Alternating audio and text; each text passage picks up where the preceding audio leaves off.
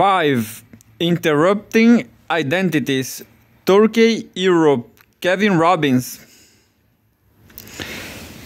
Seen from this perspective, the world today lives in a climate of a single universal civilization, but one which has its own specificities, obvious or hidden, that depend on the various peoples. Adonis. For amnesty.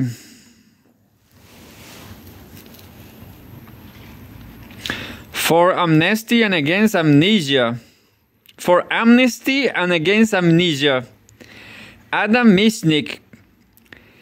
In general, I am concerned with the possibilities of dynamism and openness in cultural identities, and consequently, with what inhibits and resists such qualities, promoting in their place rigidity and closure. Change implies the capacity to relinquish at least aspects of a given identity. This, however, is likely to provoke feelings of anxiety and fear in the collectivity. Shall we not suffer through our loss? What shall we be turned into? This is a basic fear about the mortality of the collective institution. It is, as Cornelius Castoriadis maintains, the fear, which is in fact quite justified, that everything, even meaning, will dissolve.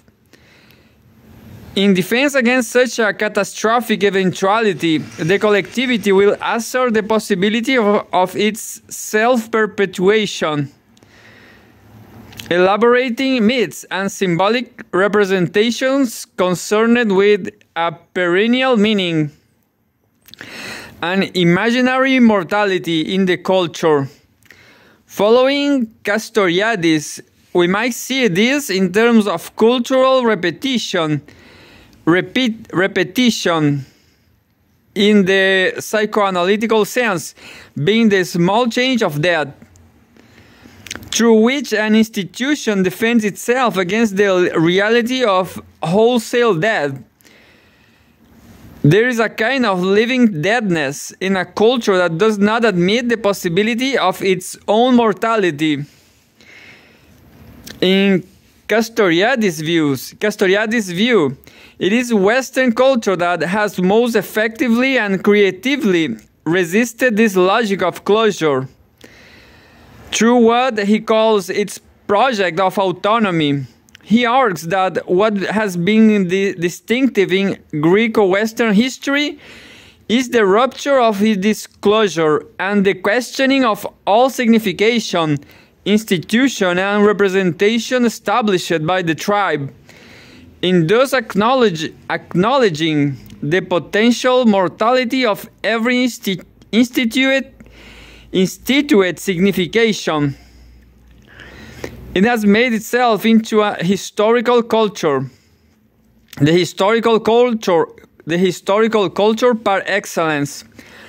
For Castoriadis, it was in the high period of European modernity that this questioning and self-questioning spirit reached its creative apogee in all spheres of life.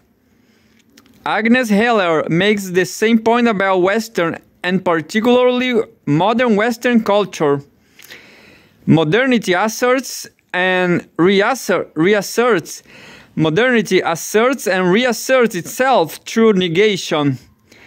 Only if several things are constantly changed, and at least certain things are continuously replaced by others, can modernity maintain its identity. Moderns do not acknowledge limit, they transcend it. They challenge the legitimacy of institutions. They criticize and reject them. They question everything. This is what she describes as modernity's dynamic Thus, that is what she describes as modernity's dynamic. At the same time as acknowledging this achievement in this philosophical perspective at least, we must note as this disturbingly significant the way in which modernity defined itself against the pre-modern. As Heller argues, the juxtaposition of the other to the pre-modern remains the essential, albeit never the sufficient condition of self-understanding. The modern dynamism differentiated itself from the natural artifice of pre-modern order. The story of how this temporal contrast became mapped onto a geographical polarization, with the dynamic West distinguishing itself from the static and immobile Orient, is now a familiar one. Through this dualistic imagination, the world has divided between the enlightened and the benighted. Its order was made to symbolize whatever was alien to Western modernity and its project of development. Europe thereby closed itself imperiously to the reality of these other cultures. In this cultural context, the predicament of the pre-modern world was a painful one. Europe was closed to their realities, but they must be open to it. It was not possible to shut out this new cultural dynamism coming from modern Europe. Indeed, the Western achievements provoked admiration, if also trepidation. Was not this new universal culture the cultural future, and even destiny of all the world's peoples? The not yet modern cultures felt the compulsion to emulate the Western model.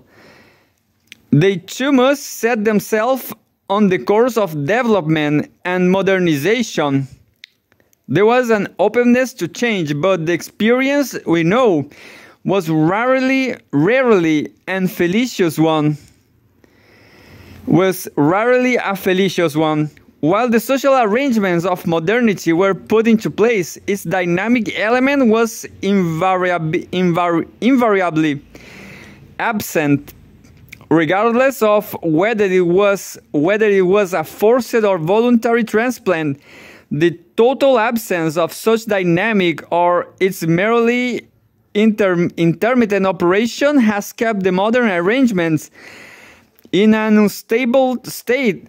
In all regions where, compared to its model, it had distorted character. The efforts of imitation were rarely translated into authentic modernization.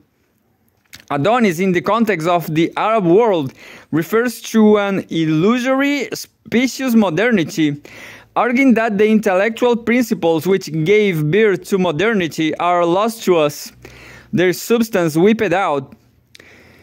The exposure to modern culture, that is to say Western culture, resulted not in cultural creativity and emancipation, but in conformism and dependency. This was the consequence of an excessive openness.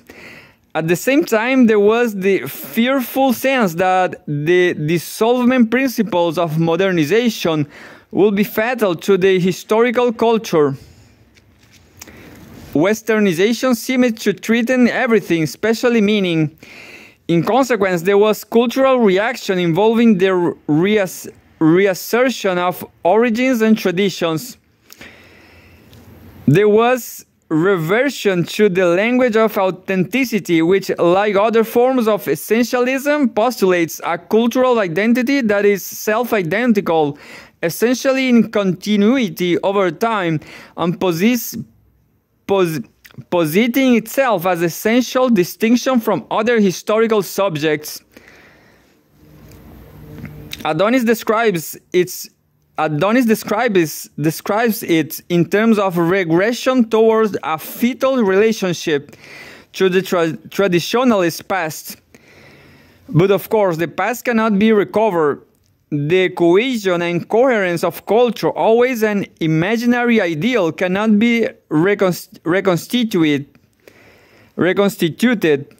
These compensating and protective traits into the closure of tradition in fact represents a dependency on the past to compensate for the lack of creative activity by remembering and reviving.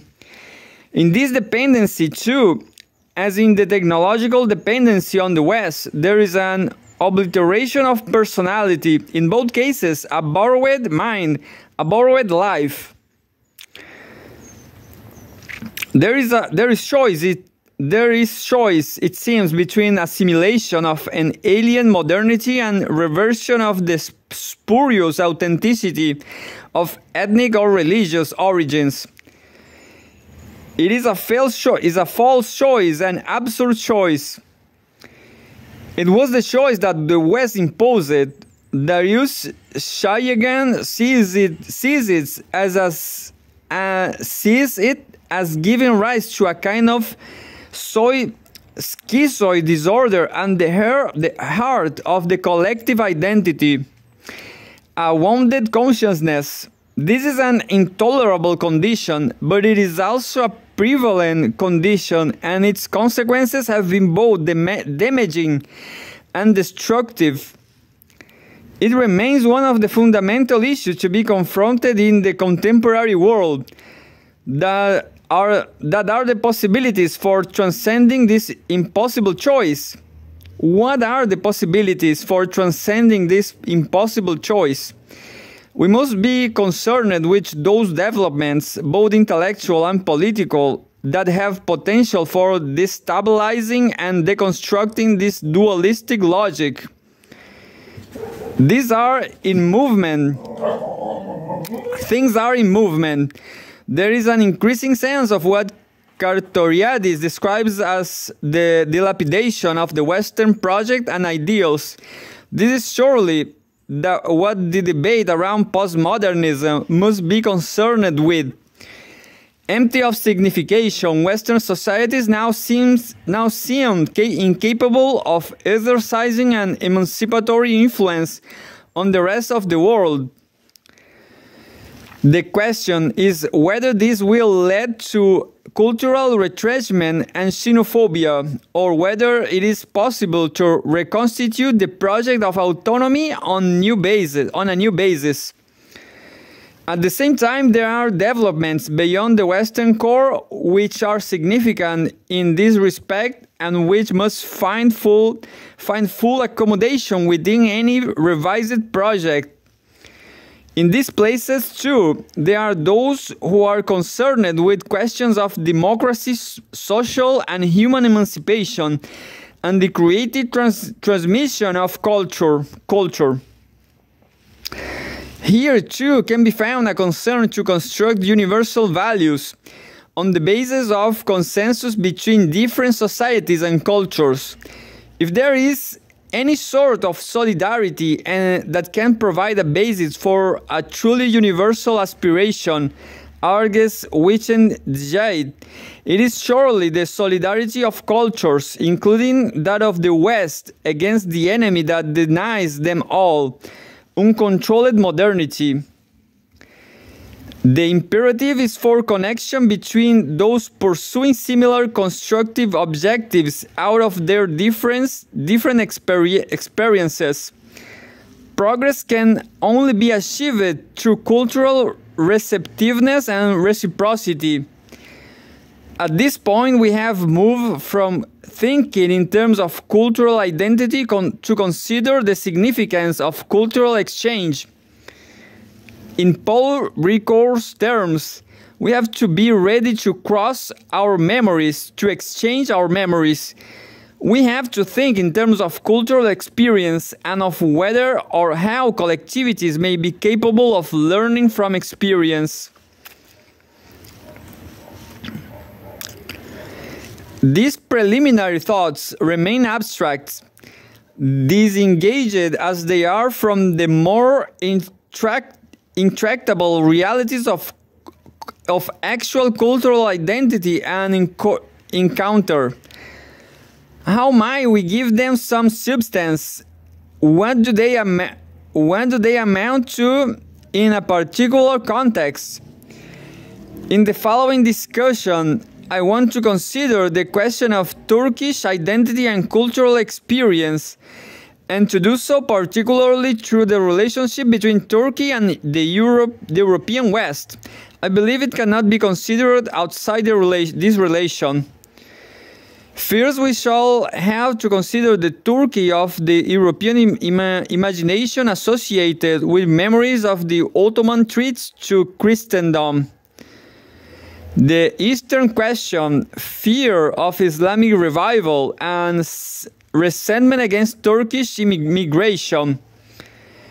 The projections of the European psyche have been and remain fundamental impediments to cultural encounter and understanding. In the following sections, I want to look at the reality of Turkish culture and cultural transformation, taking into account particularly its European orientation and context, the Western question in Turkish cultural identity.